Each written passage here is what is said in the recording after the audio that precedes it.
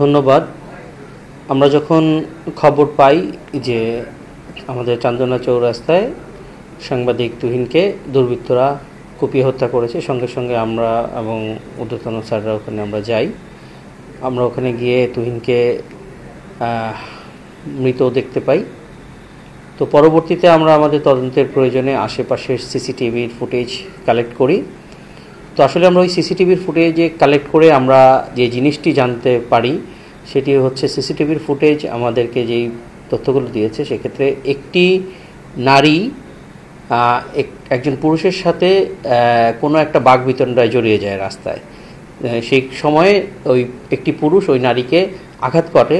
ওই আঘাতের সাথে সাথেই ওই নারীর পূর্ব থেকে পরিচিত 4-5 জন সশস্ত্র, দ্যাট মিনস হাতে চাপাতি সহ এসে ওই পুরুষ ব্যক্তিটিকে উপর্যুপরি আঘাত করে। আঘাত করার এক পর্যায়ে ওই পুরুষটিকে আর সিনের ভিতরে পাওয়া যায় না।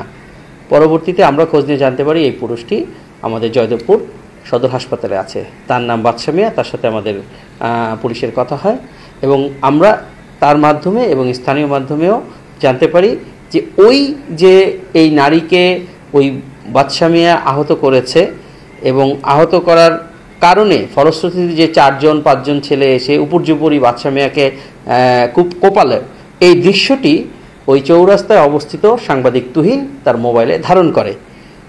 যেহেতু বাদশা মিয়া এই আহত হওয়ার পরেই রাস্তার একপাশে অবস্থান নিলে এই ভিডিও ফুটেজটি ধারণ করা সেই তুহিনকে এই ঘাতকরা তাদেরকে চার্জ করে এবং এই কেন করেছে এবং এটি ডিলিট করার জন্য বলে।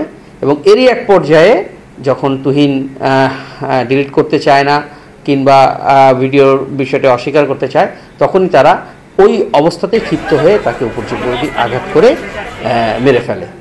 তো আসলে এখানে একটি নারী ঘটিত বিষয়কে কেন্দ্র করেই এই প্রথমে একটি আহতের ঘটনা এবং পরবর্তীতে একটি কুপিয়ে হত্যার ঘটনা ঘটেছে।